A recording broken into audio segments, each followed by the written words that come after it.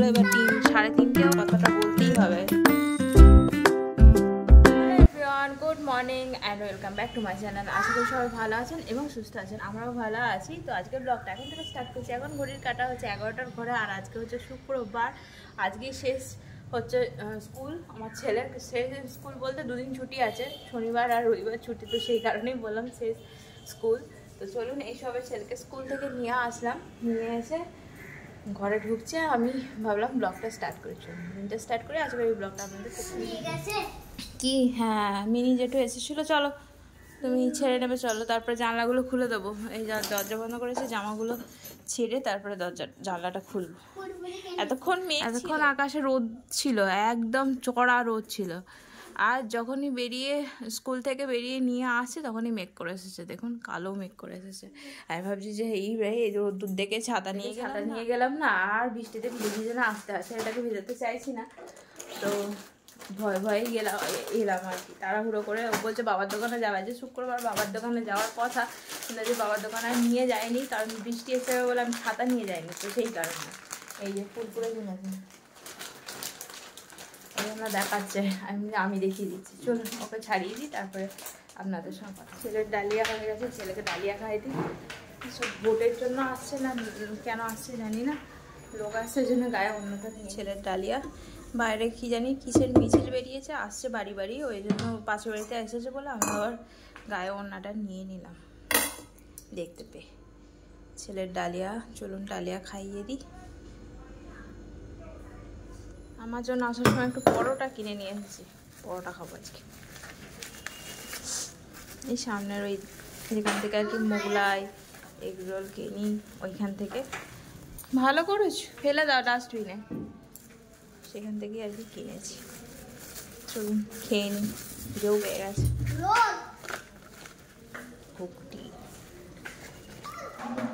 এই রান্নাবান্নাগুলো খুব ভালো করে, পরোটাটাও খুব ঘুগনিটা দারুণ হয়েছে। দাঁড়াও দিচ্ছি, দাঁড়াও।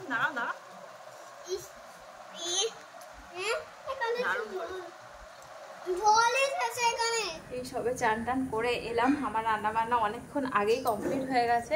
এতক্ষণ বসে অনিমার সঙ্গে গল্প করছিলাম। তো চলুন, অনেক রকমের গল্প হচ্ছিল, মেয়েদের যেরকম হয়ে থাকে আর কি। তো আজকে রান্নাবান্না অনেক কিছু হয়েছে, রান্নাবান্না আজকে শুক্রবার, আজকে আমরা নিরামিষ খাই, অনেকেই জেনে থাকেন। দেখুন না মেঘ করে এসেছে, আমি কাঁচাগুলো শুকনো করতে দিলাম, ভাবছিলাম নিচে চলে আসবো, রোদ্দুর বেরিয়েছে বেশ ভালো, শুকনো করতে দিই, কিন্তু ভিতরে দিয়ে দিলাম। আবার যত চাদর ছিল সব কেচে দিয়েছি, আর আকাশে মেঘ করে এসেছে। বাইরে দেওয়ার জন্যই নিয়ে এসেছি, নাহলে উপরে দিয়ে দিতাম, উপরের রকে, কিন্তু যেই নিচে কাঁচাটা নিয়ে এসেছে অনিমা, অমনি মেঘ করে এলো। আমি বলছি দেবো কি দেবো না, অনিমা বলছে ভিতরেই দিয়ে দাও দিদিভাই, আবার নাহলে ছোটাছুটি করতে হবে। তো আমি কাঁচাকুচি সব শুকনো করতে দিয়ে তারপরে গেলাম চান করতে। চলুন আজকে কী রান্না বান্না হয়েছে একসাথে আপনাদের সাথে, সেটা হলেই হয়ে যাবে। ঝিঙে আলু পোস্ত, একটু নিরামিষের দিনে না একটু পোস্ত হলেই ভাত খাওয়া হয়ে যায়, কিন্তু শুধু পোস্ত হয়নি, অনেক রকমের হয়েছে। এটা হচ্ছে আমার অনারের জন্য হয়েছে, আমার একটু পোস্ত খেতে ভালো লাগে তাই আজকে বানিয়েছি ঝিঙে আলু পোস্ত। এখানে আছে বাবার জন্য শাক, বাবা যেহেতু একা খাবে সেই জন্য বেগুন দিয়ে শাক, ছাঁচি কুমড়ো শাক। আর এখানে আছে পনির, এটা হচ্ছে সুমনের অনারে হোয়াইট পনির। এখানে আছে ওই ঘি করলা ভাজা, যেটা আমি বলে থাকি, আমরা এখানে বলে থাকি, আমি এখানে এসেই শুনেছি ঘি করলা ভাজা, আমি আগে কোনোদিন খাইনি বাপের বাড়িতে। ঘি করলা ভাজা। এখানে আছে আমার আর ছেলের জন্য ছানা। এখানে হাঁড়িতে ভাত আঁচড়ে দিয়েছে। এখানে আছে মসুরের ডাল, 5 ফোড়ন আর রাঁধুনি দিয়ে মসুর ডাল। আমরা তো পেঁপে ভাতে খেয়েই থাকি, তো পেঁপে ভাতেটা রেগুলার বেসিসে। তো আজকে এত কিছু রান্না হয়ে গেছে, আমার ছেলেকে একটু চামচ দিয়ে দেবো, এত কিছু রান্না হোক আর যাই হোক না কেন একটু চাকনা হিসাবে চাই। আজকে আর পাঁপড় ভাজবো না, এত কিছু হয়ে গেছে। কালকে ফুচকা বানানো হয়েছিল বাড়িতে, রাত্রিবেলা খাওয়া হয়েছে। সুমন বারবার বলছে ফুচকা খাবো, বাইরের ফুচকার জলটা খেতে চায় না, এবার ফুচকার জলটাই তো আসল, তাই না? তো সেই জন্য আমি কালকে আবার সন্ধ্যেবেলা বানিয়ে বানিয়ে দিয়েছিলাম, সেটার ব্লগ কালকে যেহেতু করিনি তো সেই কারণে আর আপনাদের সাথে শেয়ার করা হয়নি। তো ফুচকা যে পাঁপড়গুলো আছে না, ওই পাঁপড় কিনে নিয়ে এসেছে, আমি বাড়িতে বানাই, আমি একবার বানিয়েছিলাম, বেশ ভালো হয়েছিল, কিন্তু তারপরে প্রচুর ঝামেলা ফুচকা বানানোর, তো সেই কারণে আমি আর ঝামেলা নিইনি। আর ওই জন্য ফুচকা পাঁপড় ভাজা হয়েছিল, বেশ পাঁপড়গুলো খুব ভালো। অনিমাম আবার নিয়ে গেল কিনে আমাদের দোকান থেকে, এত ভালো বলে। তো ওই আলু মেখেছিলাম বাড়িতে, আর টক জলটা বাড়িতে বানিয়েছিলাম, ব্যাস তিনজনে মিলে প্রচুর খেয়েছে। একটু খুব ঝোলও রাখিনি, আবার খুব শুকনো শুকনো করে না, একদম মাঝামাঝির মধ্যে মাখো মাখো মতো নামিয়েছি। এই দিয়ে আমার ভাত খাওয়া হয়ে যাবে, একটা কাঁচা লঙ্কা দিয়ে দেবো, ব্যাস। বাইরে অবস্থা, এখানে আমার ছেলে বকছে। কি হলো?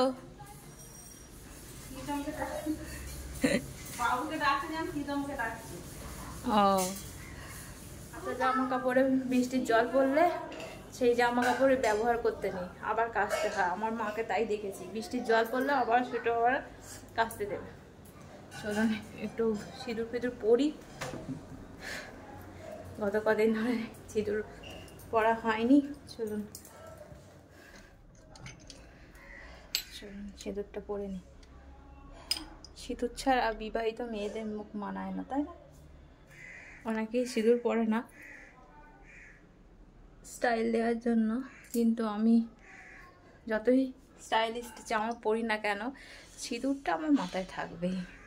সিঁদুর একদম, সিঁদুর ছাড়া আমি থাকতে পারি না, সিঁদুরটা আমার পরা চাই।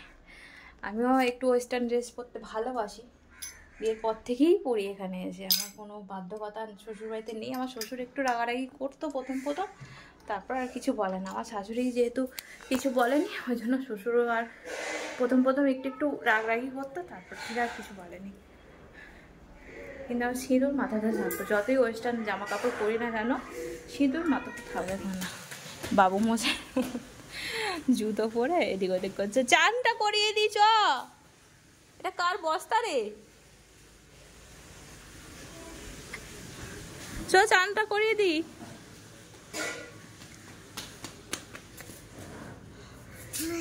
ওফ, থ্যাংক ইউ। চলো এবার, ও দা পরে গেল।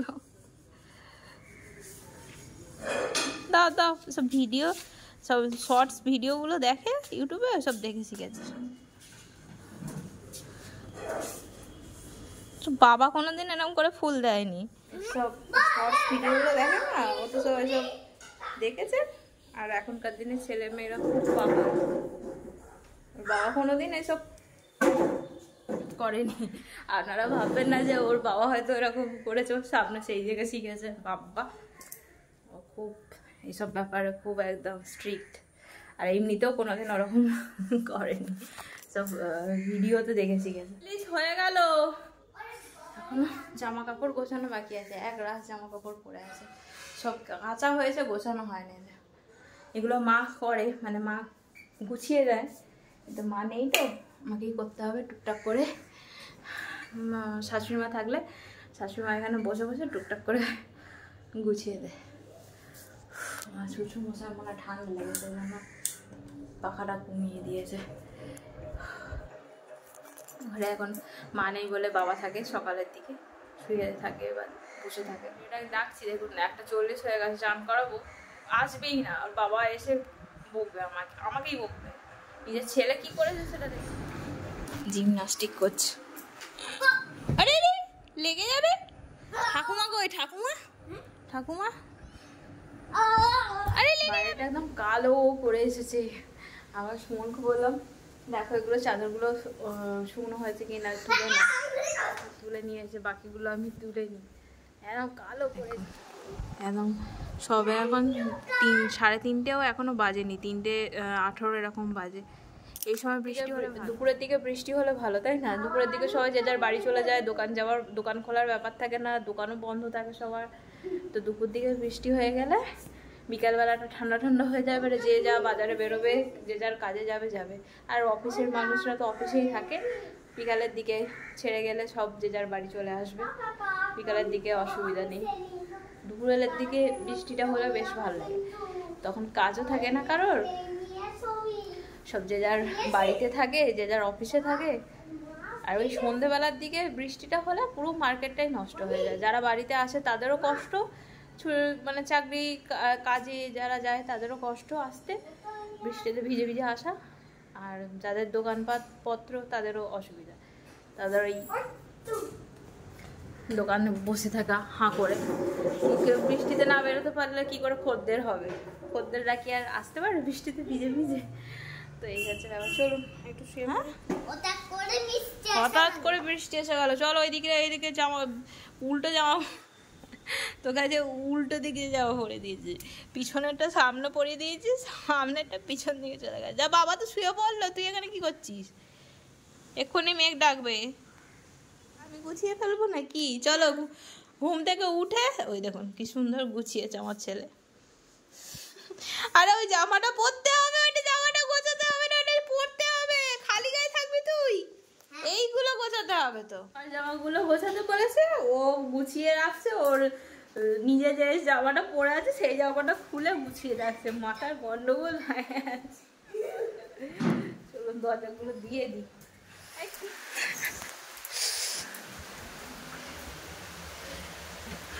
কেউ থাকবো না তো, দরজা খোলা থাকবে।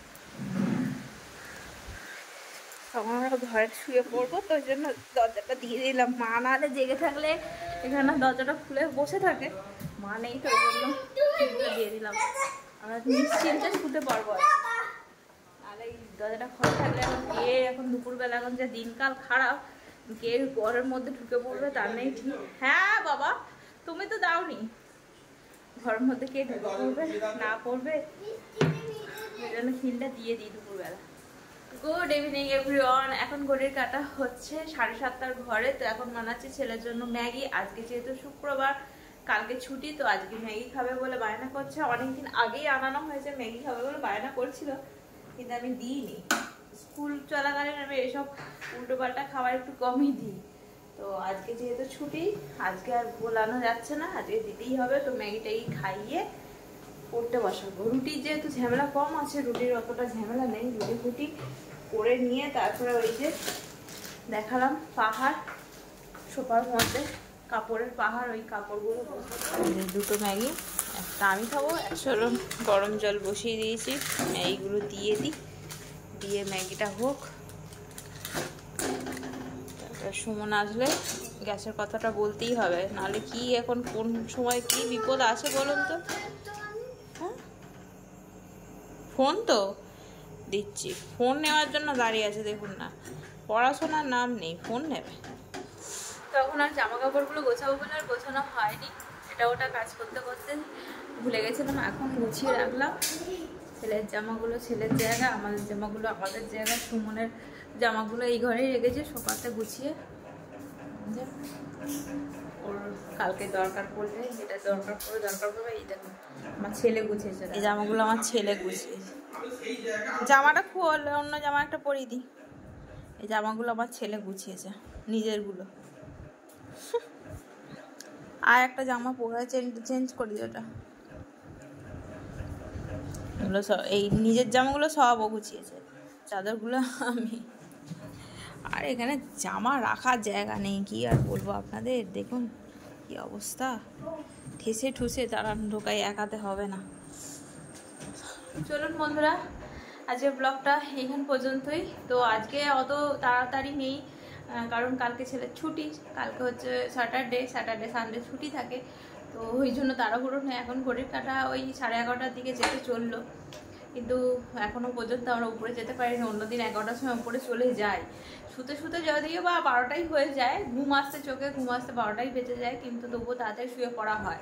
কিন্তু আজকে তো নিজে থেকে উপরেই যেতে পারিনি এখনও পর্যন্ত। চলুন, ওই জন্যই গাড়ি লেটে এগোচ্ছে। সুমন আমি একটুখানি গল্প গুজব করছিলাম, বসে বসে একটু সুখ দুঃখের গল্প হচ্ছিলো। ছুটির দিনে একটু হয়ে থাকে, একটু দেরি করেই শোয়া হয়, আর আমাদের দেরিতেই ওঠা হয়। সুমনেরও তাই দিন আমাদের উঠতে হয় ওই 6:30টার সময় করে, আর কালকে সুমন উঠবে 7:30, আর আমি উঠবো 9টা, 9:30 বাজবেই। চলুন, আজকের মতো ব্লগটা এখানে পর্যন্ত। যদি কিছু ভালো লাগে চ্যানেলটা অবশ্যই সাবস্ক্রাইব করুন, লাইক করুন, কমেন্টে জানাবেন যে আমার ব্লগ কেমন হচ্ছে। আবার একটা অন্য ব্লগে আপনাদের সাথে দেখা হবে। টাটা বাই, গুড নাইট, ভালো থাকবেন, সুস্থ থাকবেন।